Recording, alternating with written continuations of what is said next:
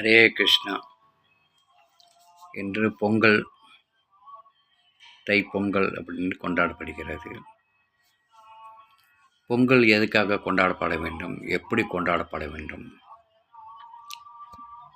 எதுக்காக கொண்டாடினார்கள், இதெல்லாம் மக்கள் மறந்து விட்டார்கள்.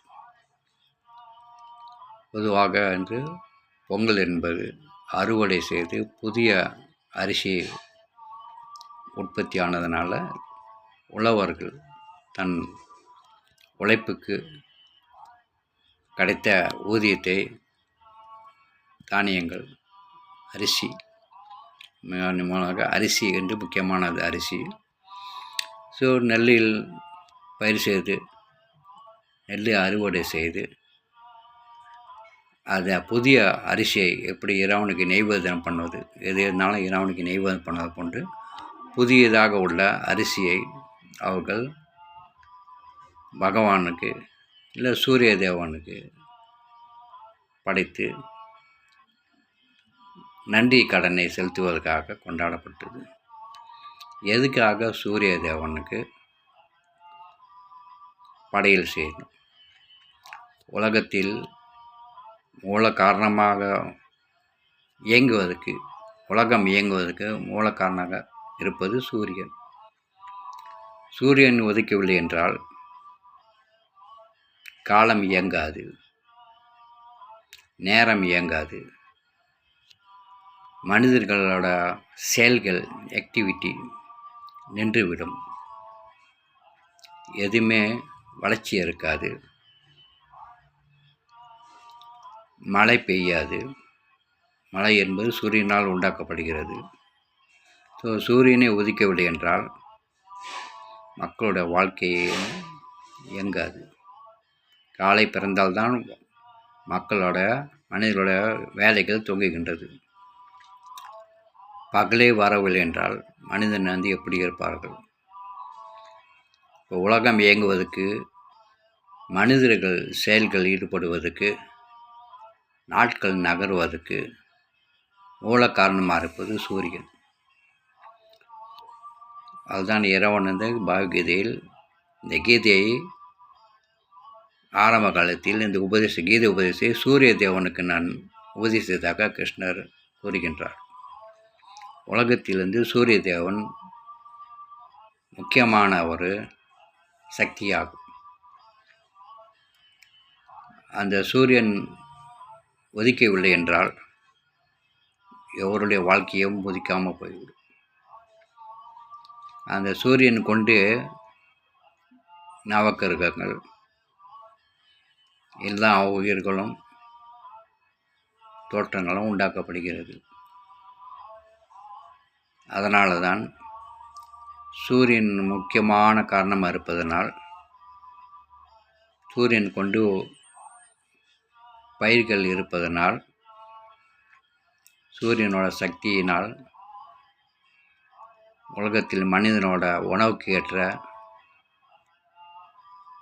பயிர்கள் செய்யப்படுவதனால அந்த சூரியனை கொண்டு தான் எல்லா பயிர்களும் இயங்குவதனால உழவர்கள் அந்த சூரியனுக்கு நன்றி செய்வதற்காக புதிதாக அறுவடை செய்த நெல்லை சூரியனுக்கு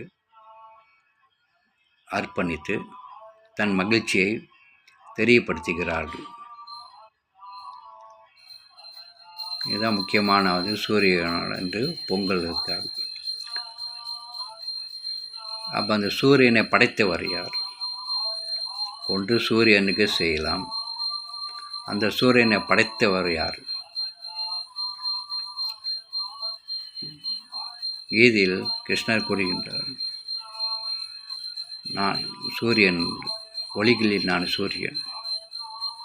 சூரியன் என்பது விஷ்ணுவின் விஸ்வரூபத்தில் ஒரு கண் போன்றது, நிலவு இன்னொரு கண் போன்றது. அப்போ சூரியன் என்பது விஷ்ணுவோட ஒரு கண், அல்லது சூரியனை படைத்தது மகாவிஷ்ணு. ஒன்று சூரியனை இந்த நாளில் சூரியனுக்கு நன்றி செய்வதற்காக வெறும் நன்றி மட்டும் இல்லாமல் சூரியனை வழிபாடு செய்யணும். அது எப்படி வழிபாடு செய்யணும் என்பது வேதங்கள் கொடுக்கப்பட்டு இருக்குது. அந்த முறையில் சூரியனை நம்ம வழிபாடு செய்யலாம். இல்லை மகாவிஷ்ணுவை நம்ம பிரார்த்திக்கலாம். இது ஆட்டம் பாட்டம் கொண்டாட்டம் கிடையாது. இப்பொழுதுதான் டிவியில் பார்த்தீர்களா விளம்பரங்கள் கூத்து கும்பலமாக செய்கிறார்கள். உழவர்கள் அப்படி கூத்து கும்பலம் போடுவது கிடையாது. உழவர் இல்லாதவர்கள் தான் இது வெறும் ஆர்ப்பாட்டம் செய்கிறார்கள். எந்த முறையில் கொண்டாடணுமோ, எந்த வகையில் நம்மளோட சமயத்தில் இருக்கிறதோ அதன் போன்று செய்ய வேண்டும்.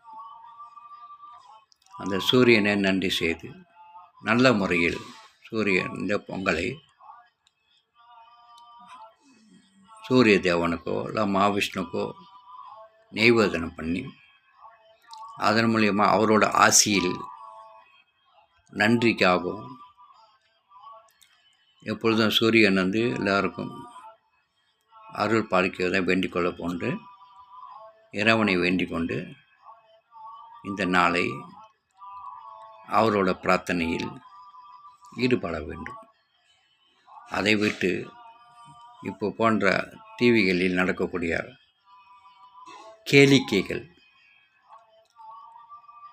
கேளிக்கைகளாக போய்விட்டது. சமயம் கற்றுக் கொடுக்கிற முறைகளை மறந்து அவரவர்கள் மதிக்கொண்டு இந்த நாட்களை வெறும் கூத்து கும்பலமாக போட்டு செய்து கொண்டிருக்கிறார்கள். அதனால் இதை நல்லா கவனித்து கொண்டு எந்த முறையில் எந்த திருவிழாக்களை எந்த முறையில் நம்ம பின்பற்ற வேண்டுமோ கடைப்பிடிக்க வேண்டுமோ அது போன்று நம்ம செய்கிறது நல்லது. ஆனால் சூரியனோட தத்துவத்தை உணர்ந்து அவர் கருணைக்காக சூரிய தேவனை கருணையாக பிரார்த்திக்க வேண்டும். இதுதான் பொங்கலோட முறைகள். பசு மறுநாள் மாட்டுப்பொங்கல். மாட்டுப்பொங்கல் காளை மாடு, 2 பசு காளை மாடு.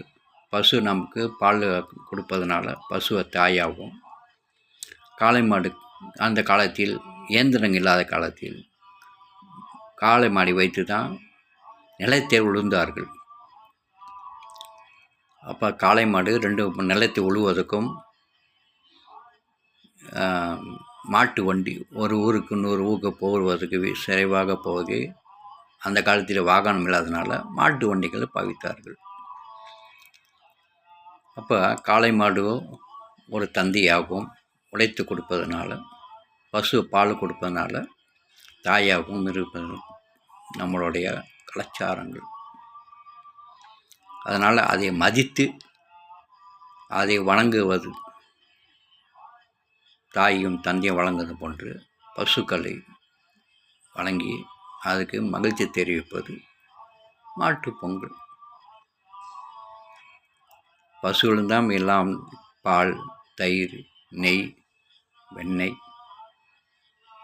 சாணம், கோமியம் இது எல்லாமே பசுவிலிருந்து கிடைக்கப்படுகிறது. இதை மனிதர்கள் நல்லமாக உணர்ந்து அதை முறைப்படி செய்தால் நிச்சயமாக பகவானுடைய அருள் நமக்கு கிடைக்கும். நம்மளும் குற்றமில்லாத வாழ்க்கையும் பாவம் இல்லாத வாழ்க்கையும் வாழ முடியும். இதை உணர்ந்து அதை போன்று நல்ல முறையில் இந்த பொங்கலை வழிபாடு செய்யணும். இதே தைப்பொங்கலுடைய வாழ்த்துக்கள். ஹரே கிருஷ்ணா. நன்றி, வணக்கம்.